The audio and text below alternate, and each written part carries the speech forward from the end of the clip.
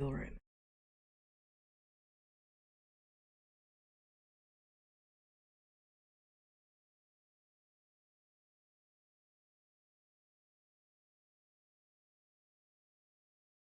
I don't know.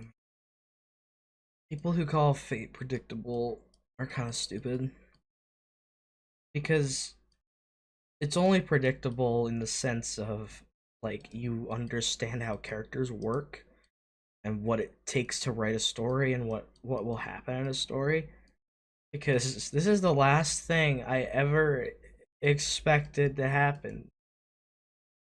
What would be for Irie to be killed by fucking Kirei. Like, maybe Kira would do it, but I certainly didn't expect it now. I expected him to do it, like, in front of Kiritsugu or something, or for, or, or, or for Kiritsugu to do it himself, because,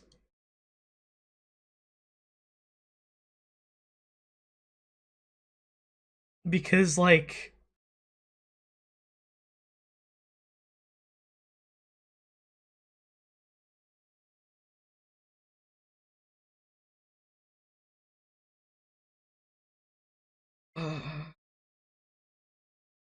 because we learned at the beginning of the show, the first episode, one of the first lines was, I'll be the cause of your death, but was Kiritsugu the cause?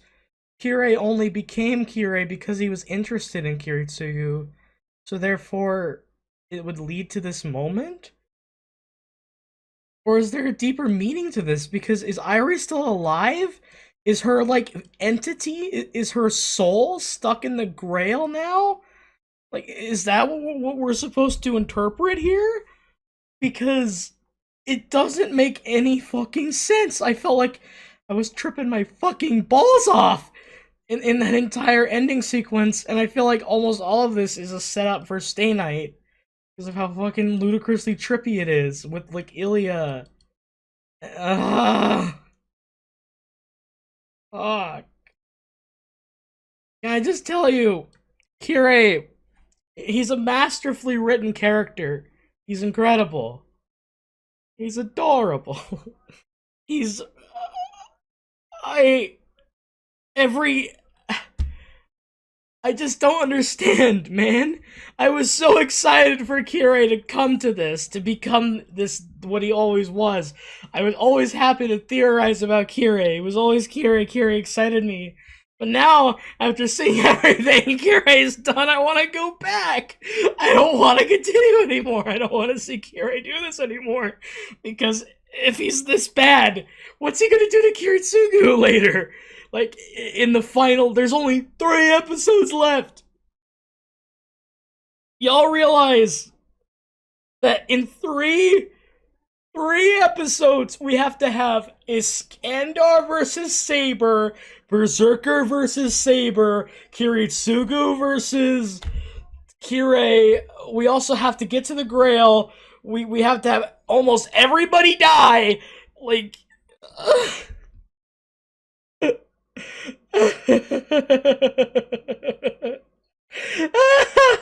it's a joke.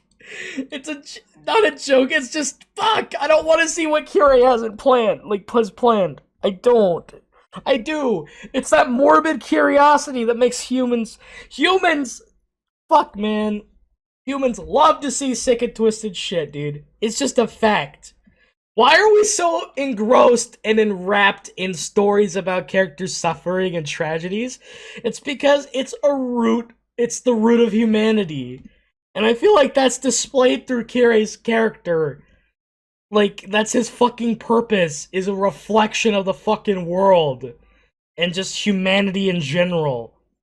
Because that's how I feel after watching this. I don't know. God damn it. Irie! Dude, Irie is supreme waifu material. I'm not trying to be fucking creepy weeb. I just mean she's so sweet. She's so precious. She's loyal. She's kind hearted. She's just genuinely just a peaceful fucking angel to be around. Like the kind of girl you want to protect. And to see her neck just fucking snapped as her body goes lifeless by Kirei, that is not something I enjoyed seeing. And I apologize for my voice cracking and for my voice getting loud, but this is just oh no. Okay. Also, I'm sorry to hear people in the background. People are going crazy. I don't know why they are. So, you know, before we get into the trippy stuff and to the main meat, let's just go about the episode in order. Why don't we? Like a typical, like I tip. Oh, hiccup. I'm sorry. Excuse me. Mm. Ow. That hurt. Thanks, Kirei. Kirei did everything. Everything is Kirei's fault. That's what I've learned. Oh god, I like Kirei though. Don't get me wrong. So we begin the episode with Waver after a long walk between the last episode and this one, in which he returns to the home that he originally kept base at, where he controlled the two grandparents into thinking that he was their child, and then he used the roosters that they kept in their backyard as a sacrifice to summon Ryder. So it's a nice callback to get back here, and it also has a really good place for Waver's character development and arc here. I really, really, really, really enjoyed it. So the granddad is just acting very, very friendly towards Waver and wants him to come up there to talk to him. And Waver's kind of reluctant. He doesn't really want to talk because, after all, that's not his actual grandfather. It's just a trick. But eventually, the scanner's like, "Dude, just go for it. Like, just humor him and do it. I'll scout while you do so." So Waver eventually heads up there and addresses him as grandpa like usual. And the granddad starts speaking in a very wholesome manner. They had to balance this episode out with wholesomeness and then right into the fucking feels. Like, I was wondering why this first third of the episode was so wholesome, and so that they could just dick slap you right in the goddamn forehead with what was to come. So the granddad is like, "I woke up and noticed you weren't here, so I thought I'd watch the sky while waiting for my grandson to come home." This is adorable and sweet. I really enjoy this scene because we're still under the impression that he's under the spell. He even puts a blanket around Waver while letting him drink the coffee. It's just really heartwarming. When you were little, we used to come up here and stargaze all the time. And by this point, where he's not actually talking about Waver, he's talking about his real grandson, we learn a little bit more about. Do you remember? Waver just has to play along with, yeah, I do. We learn about how they settled into Japan, why they had the house there, so that they could look up into the sky.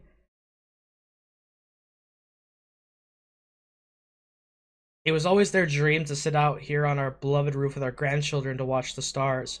And, well, he never believed they'd have that chance, and he puts his hand on Waver's shoulder. It's to show Waver how much this means to him. And he says, "Our real grandchildren never once came out here." And when he said real, I didn't say anything, but in my mind, I started to think, wait, has he figured it out? Because real means, yeah, he realizes that Waver isn't their real grandchild. But this is almost fulfilling a lifelong want for them. And it's also fulfilling Waver's wish of being appreciated and just loved and seen as a regular good person, and we get a lot of that with Ryder too later.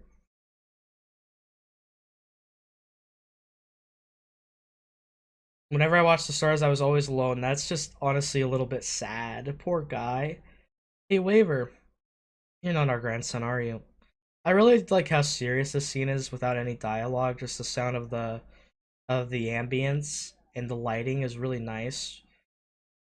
But then we get into this really just this like music box soundtrack. It's just it just warms the heart and just gets you settled in nice and cozy for a wholesome scene.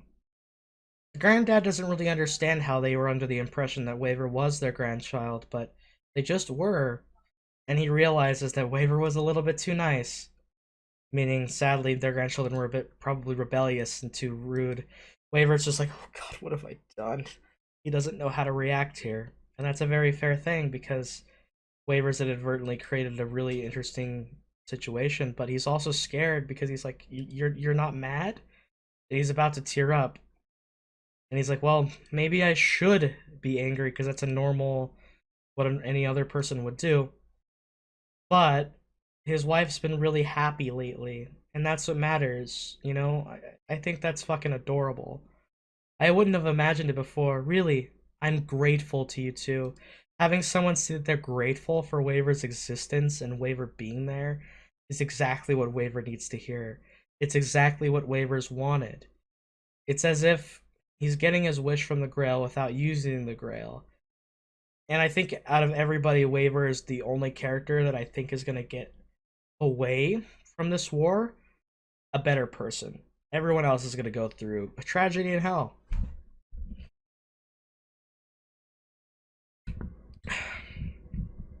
Granddad is like, you're not gonna do us harm, so it's okay. We understand.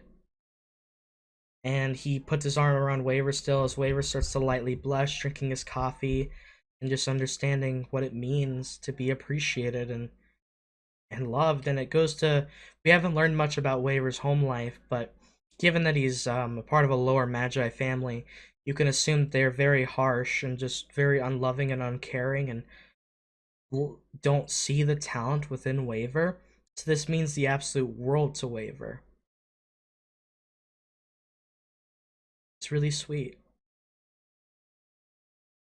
But Waver's like, I'm sorry, I can't promise that I'll come back because we're gonna fight for our lives. And the granddad gives an interesting little line here. It's a different perspective. I'm not sure if I can completely agree with it, but I do like it. It's really sweet. But when you look back after a long life, so we're under the assumption that someone's lived a long time around his age. When you look back after a long life, you'll realize there's nothing really worth risking your life for. I assume he's saying this under the impression that once you've matured and been through all that you have and you've grown and you've fallen, you've gotten back up, and you've settled down, you'll realize nothing really was worth risking your life for. It's something that I can sort of understand. Of course, I can certainly find ways that I would disagree or certain characters that would go against this, but for me personally, I think that's a rational way to think, especially for an old, wiser person. I think that's what Waver needs to hear now, and it's what influences his decision later. And it's why I think Waver will survive the Grail War. I don't think Iskandar will, but I do think Waver will. We cut to an interesting scene at a temple where it's Ryodo Temple. Kiritsugu starts to lament about how he hasn't slept, how he's trying to figure out which location is going to be used to summon the Grail. There's four total in Fuyuki ley line areas. One is at the church, the Tosaka residence. The other two are Mount Enzo or the Fuyuki City Hall. But one of them is hidden, I believe, in the area that Castor hid out in, which is the place that Kirei kills Irian later and basically sets the into motion the finale of the Grail War. So, but Kiritsugu is trying to formulate a plan, but there's too many unexpected variables because Kirei is readable, like his personality, like Kiritsugu would be able to read that, but I don't think Kiritsugu can exactly read the plan here.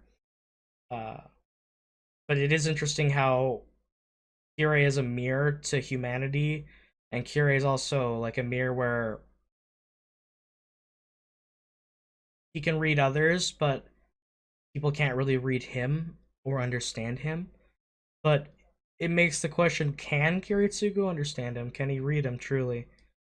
Maybe that's why Kirei sees him as a threat and actually wants to neutralize him in a tragic way by taking everything away, taking away that hope and crushing it by showing Kiritsugu the reality of the world maybe to stop living in a foolish, childish fairy tale land, is what he's trying to get at here.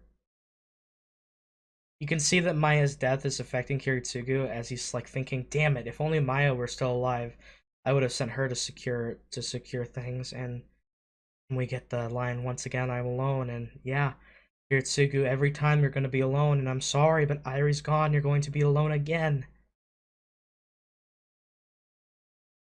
Saber comes back and just says, "I've been searching for Iris Vale. I'm deeply sorry. I haven't found her." You can tell that there's a lot on her mind. She feels terrible about it, and she doesn't know just how to react. But she does leave Kiritsugu with this: "If you need me, use a command seal spell to summon me like you did before," and just walks off. Kirei is at a moment of depression and deep thought, formulating his exact plan of action, but realizing how truly alone and how much pain he's in. We'd immediately contrast this scene with just probably one of the fucking hardest scenes in the episode, which is Airi, Airi and Kirei. Kirei just addresses her as woman. Kirei is a very authoritative figure and very oppressive almost. I do like the track that plays here. It's, I think, one of the Kirei themes maybe. It played a lot during the Gilgamesh scenes where they talk to each other in his study room or whatever. So this is Caster's Master's hideout, which is quite interesting that even Kiritsugu didn't find this, I believe. Iskandar did. Yeah, Iskandar did. But so did Kirei because of Assassin.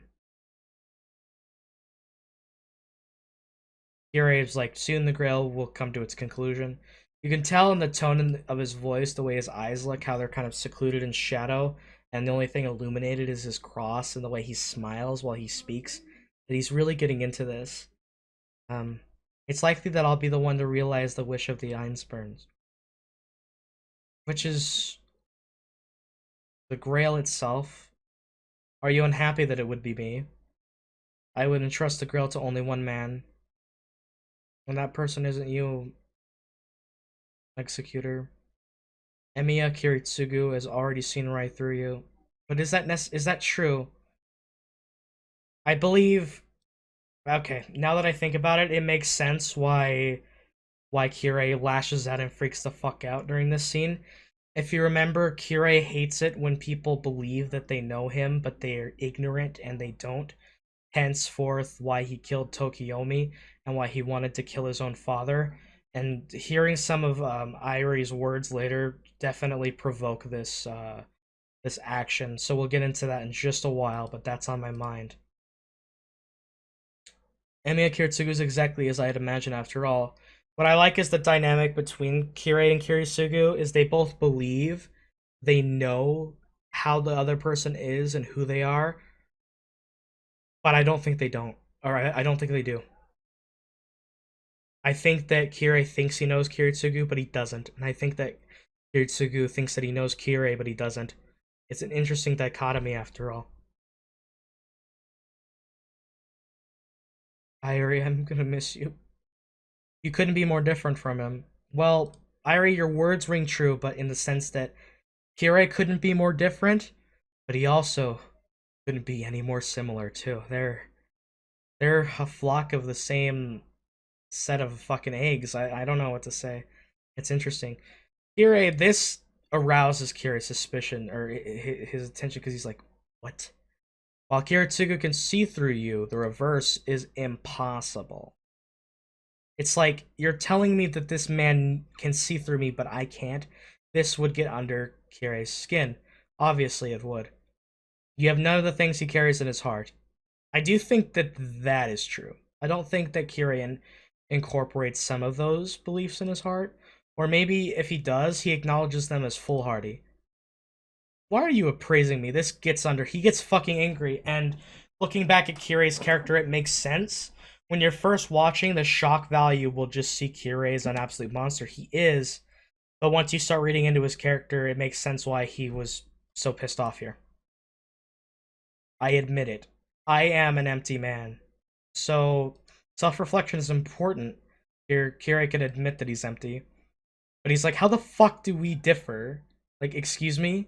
You say that he knows me, but that I can't read him? No, I know exactly who he is. I know exactly how he operates. How is it that we're different? You tell me now! All these years he's thrown himself into battle after battle, killed senseless amount of people, and you tell me now that we're different? It's just, you can understand directly why Kirei is so angry. But he's misunderstanding a lot of reasons for Kiritsugu's actions, to which once he learns them, he has an interesting response. We'll get into that very soon. I will tell you that this scene is incredibly uncomfortable and hard to sit through. Seeing Kirei choke Irie and just the sounds, like the sound design is on point. The lighting is on point. The voice acting is on point. It's very fucking unsettling. If he isn't lost, then what is he? A little bit of self-projection, right, Kirei? You're lost too. But you are coming into your own to what you truly are. But I believe you are lost in a few ways. Answer me. What does Emiya Kiritsugu want from the Holy Grail? This is a question from Kirei because he's still trying to arrive at a conclusion for what he could want the Grail for. And so he wants to know what Kiritsugu wants it for, so he can compare himself and see if they are the same or if they are different, and see how he can react to it. Or maybe knowing Kiritsugu's wish would be able to help him figure it out.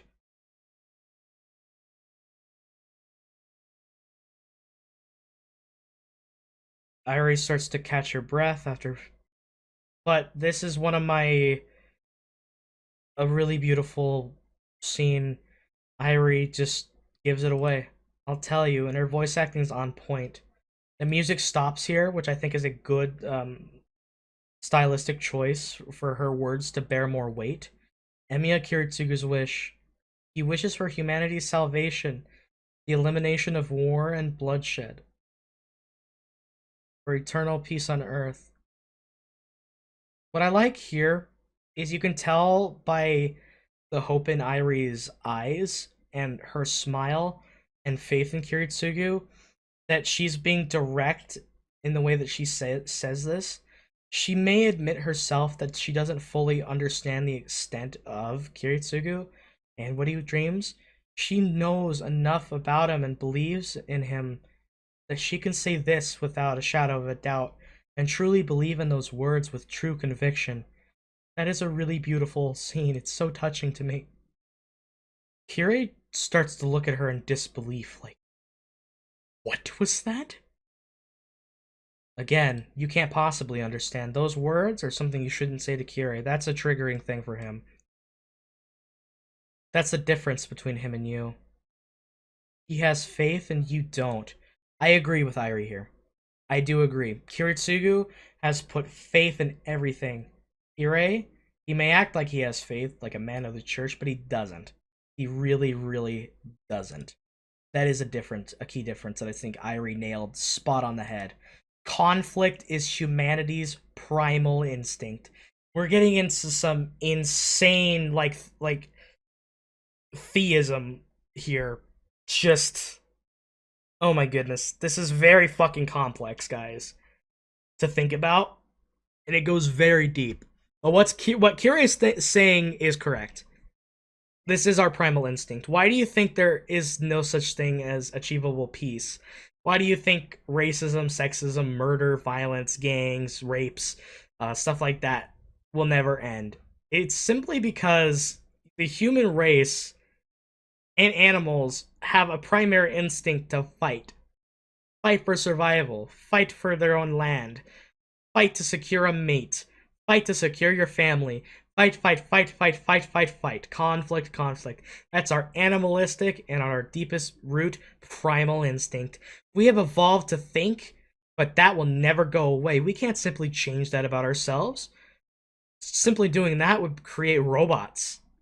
That wouldn't be humans anymore. And that's what I like about Kirei's fucking perspective here, as it completely destroys Kiritsugu's philosophy in a way. It pokes some holes into it, and I think that that's really brilliant. Because his next line, eliminating it would mean eliminating humanity itself. And he isn't wrong here. Because what would humanity be then? It would be nothing. It doesn't even work as an ideal. I'm not sure about Kirei's logic here. It doesn't even work as an ideal.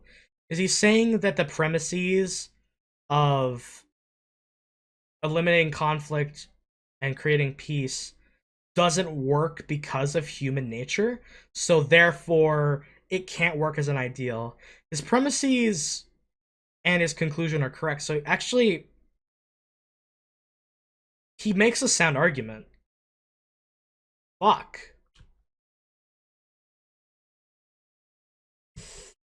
I can't deny him. He makes a sound argument. Fuck. It's practically a childish joke. Yes. Kind of. While I find it inspiring and heroic, it is childish. It's something I think a basic child would you could ask for. It'd be like, if you were to ask an innocent 7-year-old what you would do, like if you had a wish, what would your wish be? A lot of the times it isn't usually selfish. A child would be like, I'll end world hunger, I'll create peace, I'll eliminate homeless people.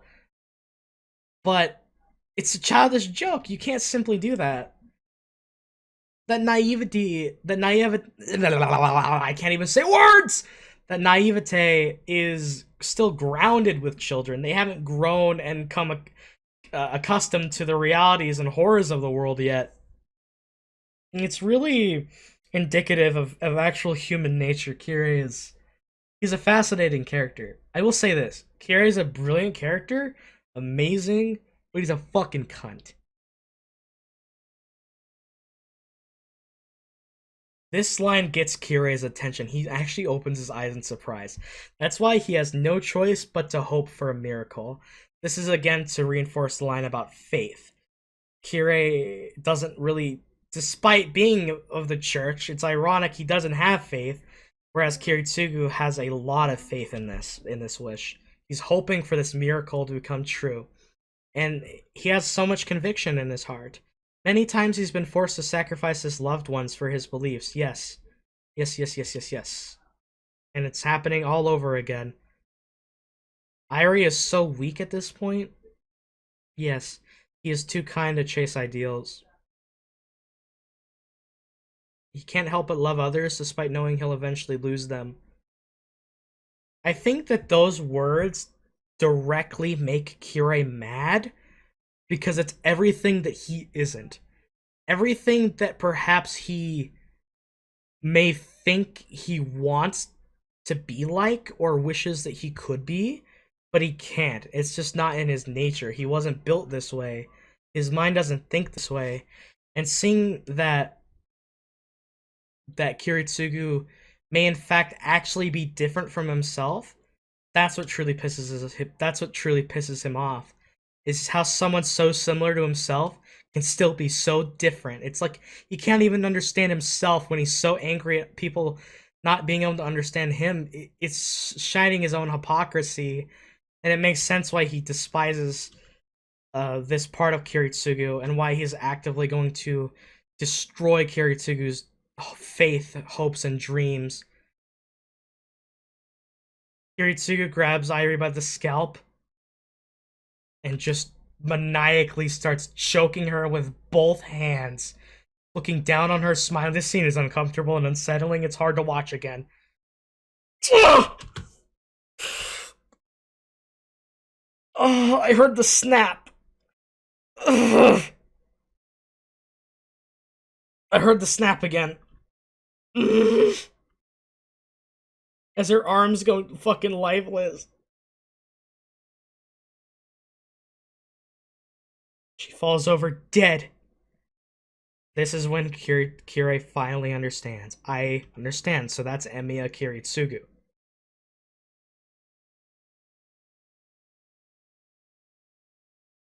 I can finally see my reason to fight. Emiya Kiritsugu. I shall smash your ideals and the Holy Grail into smithereens right in front of you. I'm going to show you the true reality of humanity and the world itself. I'm going to show you what it means to be hollow, to be like Kirei. Kirei wants Kiritsugu to turn into him, I think. Or be crushed by the weight of the world and be shown the true reality of it, rather than being deluded by faith and hope in something. That's what I think. That's at least my interpretation. What I like here is we're presented with the evidence later that Kirei might still have a wish for the Grail that we don't know of, but for now, he would rather smash it in front of him as the ultimate fuck you to Kiritsugu. He would want to grab the Grail, just right in front of him, like he's a little fucking puppy, like just fucking rub his nose in it and fucking break it right in front of him. Just smash everything that he's been working for and show him the true reality of the world. And guess what? We're barely halfway through the episode, and I've been talking for like fucking 40 fucking minutes. Oh my goodness. Oh, I need a break, but I can't. We'll just work through this. If you're still with me, I fucking love you. You're amazing. So we cut back to the second half of this episode, which thankfully we get a little bit of relief. The Iskandar scene is a nice little bit of relief from pain. Fate's pain. Fate Zero, more like Fate Zero. Fun! I don't know, it's fun, but not in a good way.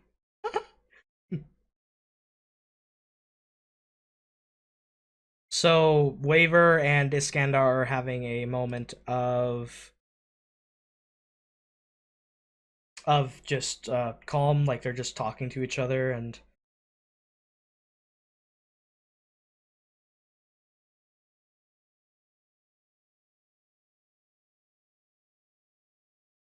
Iskandar let Waver sleep a little bit longer, despite Waver advising against that, because Iskandar believes that this is going to be their final battle, so to get as much rest as they possibly could is the best idea. Preparations are necessary. And it shows a little bit of development for Iskandar because, as back in his own history, I don't think he prepared as much as he does now.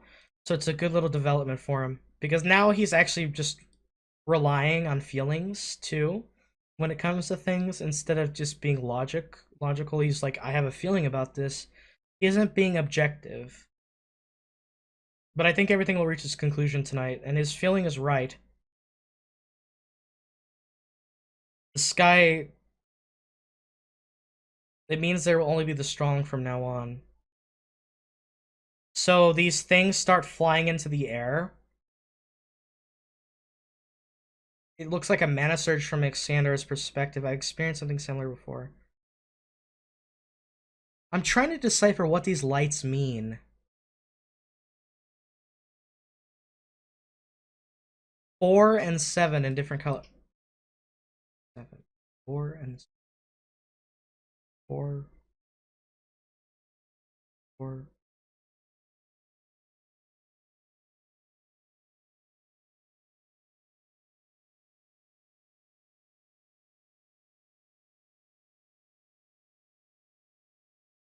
Oh. Is it because... No. Yeah, no, it is. There's 4 servants left, and you need all 7 to die for the Grail to come. Because Irie died, it's the Grail, the path is getting clearer.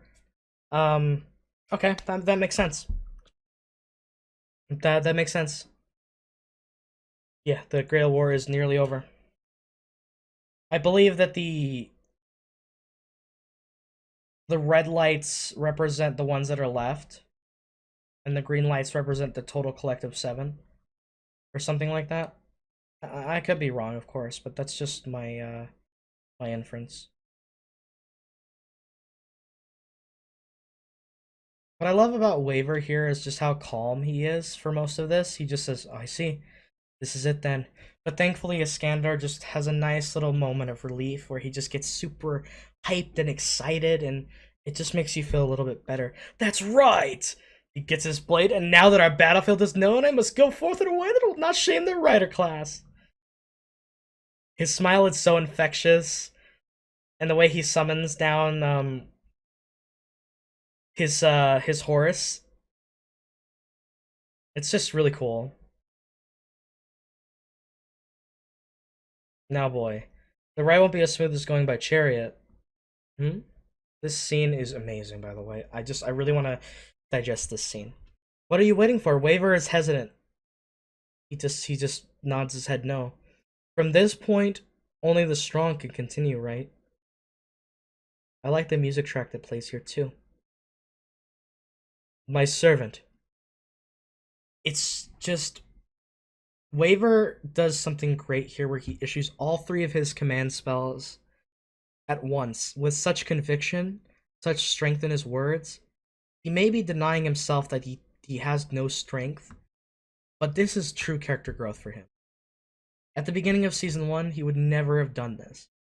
He would not have. I really do love the way he's changed and grown here. It's truly some really good character development. The music starts to swell as the scanner simply just looks at him, listening to his words. The first command spell, Rider, fight until you gain victory. The music is beautiful, just it sweeps in, orchestral. You see his hand, part of the tattoo disappears, signifying 1. And by another command spell, I order you, Rider, win the Holy Grail. The second's gone. And by yet another command spell, I order you, Rider, conquer the world. I won't accept failure. And that disappears the mark. And with that, I'm no longer your master or anything now. Which I guess could be true since you don't have any spells. They don't really ever have to listen to you necessarily because you don't have a reason to control them. But the relationship isn't based on a master-servant thing. It's based on friendship and seeing each other and the strengths that they have, rather than seeing the weaknesses too. You see the strengths, the good and the bad, you come together rather than just being one as the dominant force and one as the submissive force. Waver starts to get shaky in his voice. You're no longer. And Iskander just grabs him like he usually does. Sure, I'll be on my way. After giving me those annoying orders, surely you must be prepared to see them to the end. Baga baga baga! Listen! I have no command spells! I quit being your master! Waver goes back into his little original self here, just why would you still take me with you? But if you notice he's not as like frightened or scared, like sure he's freaking out like Waver usually does, but in season 1 he'd be flipping his shit. And Skandar just drops this bomb. Master or not, you are my friend. Waver just looks at him as Iskander gives off the most wholesome, soulful smile. Just and then another music track comes in as Waver starts to cry. Are you sure I'm worthy enough? And he starts doing this. I could stay by your side. What are you talking about? You've been through so many battles with me, idiot. Even the horse laughs. Up until now, have you not faced the same enemies as I have? That makes you my friend. So hold your chest high and consider yourself my equal. And this is the definitive. This just helps Waver's arc, as now he's not only been acknowledged by Iskandar and someone who wasn't even his own grandfather, he has shown the true strength that he has and always had, and how he means something, he matters. And Waver just gets so embarrassed and flustered, he fucking blows his nose on part of Iskandar's, whatever. Alright, I shall begin by answering your first command. Boy, open your eyes and watch to the end. The music here is just... It really gives you the feeling that we're getting into the finale. It's such a bittersweet feeling, the way that it fucking conveys that. And the way that the words do at the same time, it's truly beautiful. Yeah, do it, Waver says confidently, riding with Iskandar, not cowering in the back. He's directly there, right before my eyes. It's just...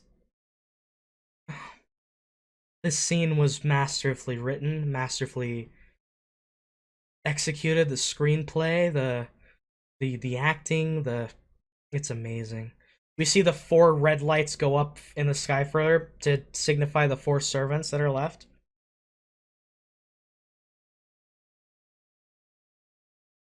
So we're getting close to the end here.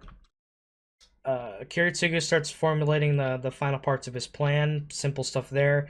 Then we get into some more interesting stuff. Gilgamesh is simply talking to Kirie like, "Damn, dude, you're looking particularly ferocious tonight, Kirie." And it's because he is. He literally is looking the most insane that he's ever looked. Kirie. Now, what will you do? This is what Gilgamesh is especially interested to see. Do you want me to wait here? If your powers were released at close range, they could endanger the ceremony. If you want to fight at full strength, go out and meet them. Very well. But what if this place comes under attack while I'm away? I love how Gilgamesh is like not calling him a mongrel or getting angry. He's just like, all right, I got you, fam. Let's see this through to the end. He's interested in the end result here. I'll use a command spell to save myself. Is that permissible? And just the little nod he gives to Gil, and Gil's like, I shall allow it. However, I can't guarantee the Grail's safety. I won't be holding back tonight. Which means, actually, Gilgamesh is going to be a threat. So that's fucking scary. That would be the worst outcome, but if that ensues, it would be fate.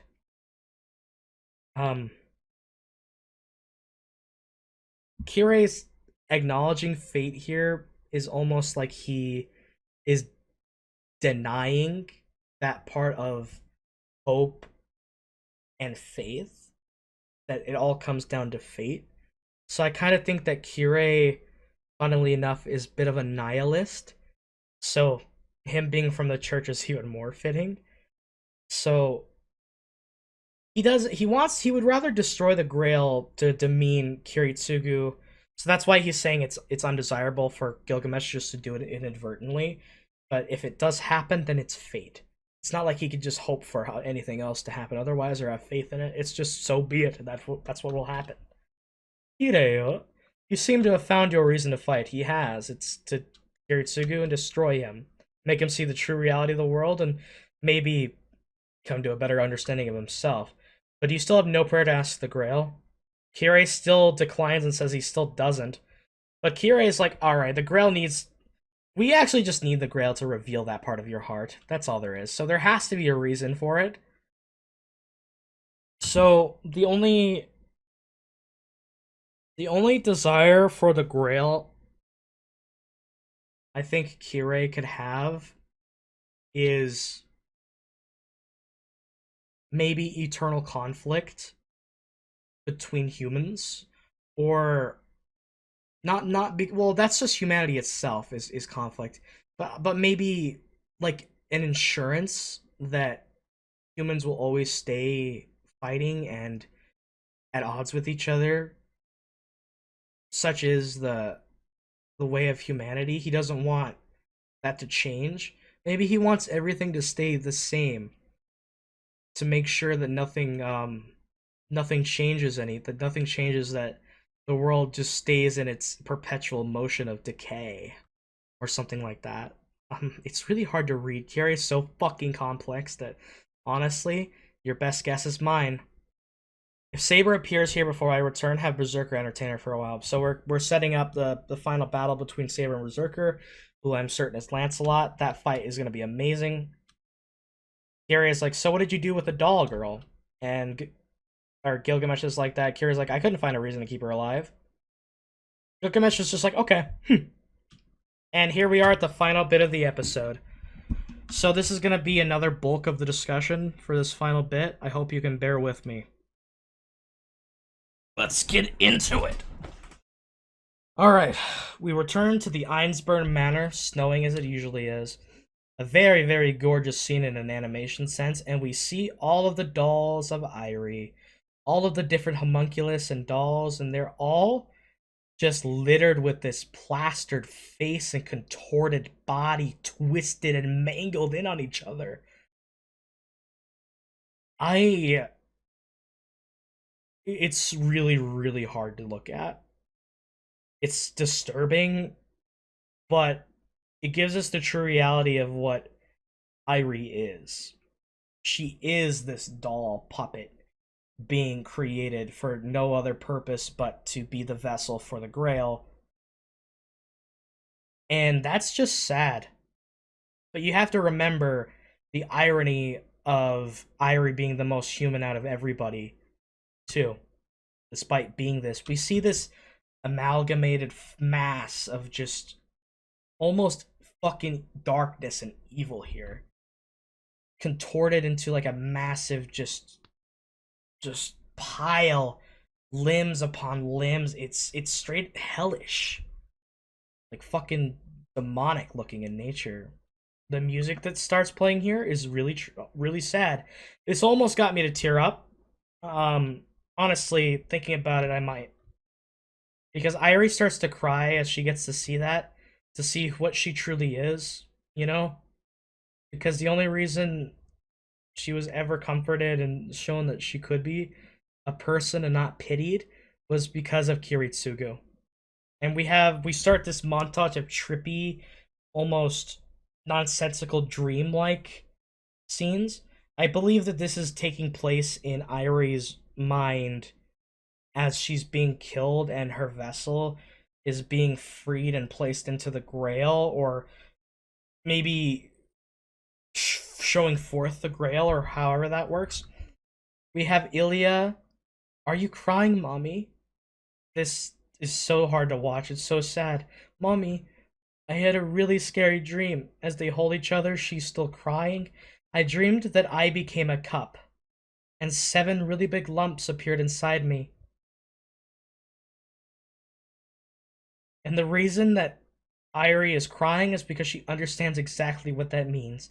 If you remember in the previous episode when she admitted that she didn't truly understand Kiritsugu, but she did share the wish of peace for people, no more conflict over the Grail, and that her daughter could grow up without fear of succumbing to the Ainsburn way, is what she truly desired. And it's like history will repeat itself nonstop here, and that's what she's truly afraid of. She's okay with herself dying for this, as long as Ilya can be okay and she doesn't have to suffer that same fate. And her having this dream is a fear for her, becoming a cup. That's what's going on. Irie is becoming the cup now that she's died. The Grail War is reaching its conclusion, and she's losing every bit of herself that there is, only returning to the vessel that she was created, this doll that she is. It's okay. It's okay. She starts to hold Ilya and cries into her arms. I won't let that happen. That will never happen to you, Ilya. I love how all around the scene is just portrayed masterfully. Just the lack of space in this huge room just really comes apparent as it's being torn down by this just black ash, almost as like a reflection of the snow. I'm sure the chains of fate will release you. We're getting a lot of themes about fate here. Kirei mentioned fate, and I think that's why Kirei despises the idea of the Grail, is because it goes against the idea of fate. Well, it could go hand in hand if someone's destined to get the Grail, but I don't think that's what Kirei thinks. I'm sure the chains of fate will release you, but we know that Stay Night's a thing, and I have a feeling that Ilya is going to have to go through something like this in Stay Night.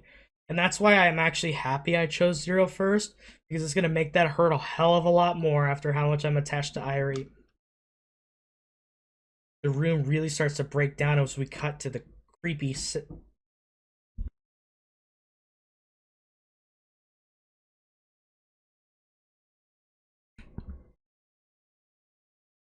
we cut to the creepy, like, doll forms of her. Now they are shrouded with the darkness and contorted in an evil grin. And she comes awake as everything around her, even the manor, the snow, is just being consumed by this darkness. And I have a few reasons. She's going inside the Grail. I believe what we're trying to be told here is that the Grail is evil itself. It's the idea of evil. It holds all of mankind inside of it. And really, the Grail isn't such a good thing. I think that the Grail is sinister and devilish, and it holds the sins, the suffering, the pitch black darkness of humanity inside of it. That's why it's black here. But that's just my interpretation. She's being pulled in by these hands, almost hands of the dolls of herself. It's like the Einsburn will, almost. Then, if I'm in here, she starts to drown in it, and it makes you remember the intro where she starts to drown in the in this, but conversely, Kiritsugu is drowning in actual water. So it's an interesting contrast. I'm trying to think of how to derive a connection between those two. Irie starts to lose her memories. Who am I? Her sense of self as she's becoming one with the Grail, the cup, as if it's like the cup is an amalgamation of human desire, fate itself, maybe, and just all the evils in the world condensed into this idea, this central form. Something that no human could comprehend or understand. It's that crazy. Maybe that's what the Grail is itself.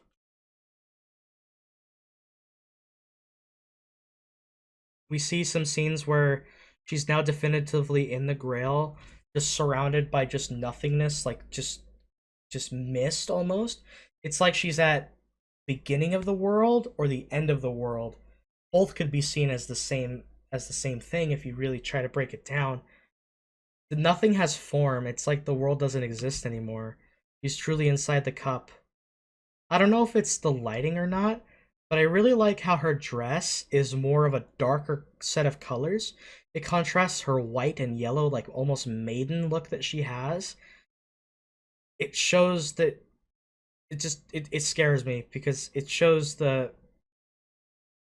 it's supposed to reflect the truth of the Grail and Irie's changed now that she's with the Grail and her vessel has been shown. The omnipotent wishing device that will dispel all the world's sorrows and erase all suffering. She still believes in that, but I'm scared. I don't believe that's the case anymore. I really don't believe that's the case anymore. I'll have the power to make that happen. The end is almost at hand. It starts to get really creepy. Like Irie isn't even Irie anymore. As she looks up and we zoom into her eyes, and we find another version of Irie looking up. I believe this Irie has a very scary, sinister smile.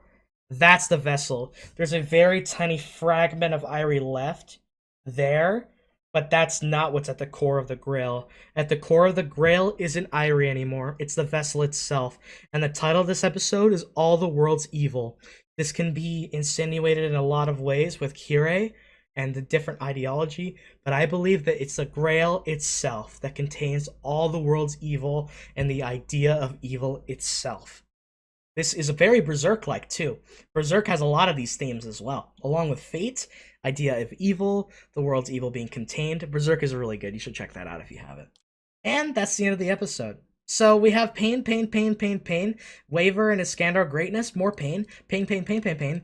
Pain, pain, pain, pain, pain. Pain, pain, pain, pain, pain. Pain, pain, pain, pain, pain, pain, pain. Kirei development and understanding him more, understanding Kiritsugu more. A lot of stuff happened in this episode. It was incredible. It was really good, and it fucking hurt me. The ending song hurts even more now. The ending song hurts even more now. Seeing Kiritsugu and Irie happy with her little Ilya.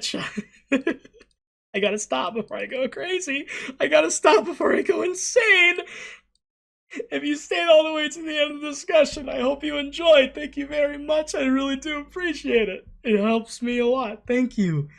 I just want to let you know that if it's morning, day, evening, or night, wherever it is that you are, please stay safe out there and be sure to take care. I appreciate you. I really do. We only have 3 episodes left, and I'm fucking scared. I'm frightened. I'm scared, man. Oh no. Well, yeah. That was That was fate, Hero. Beautiful episode, amazing. So much to think about, so much to grasp, so much setup, and in sorrow. A lot of things to reflect on before I enter the final 3 episodes. With that being said, I'll say it again. Just stay safe out there. Take care.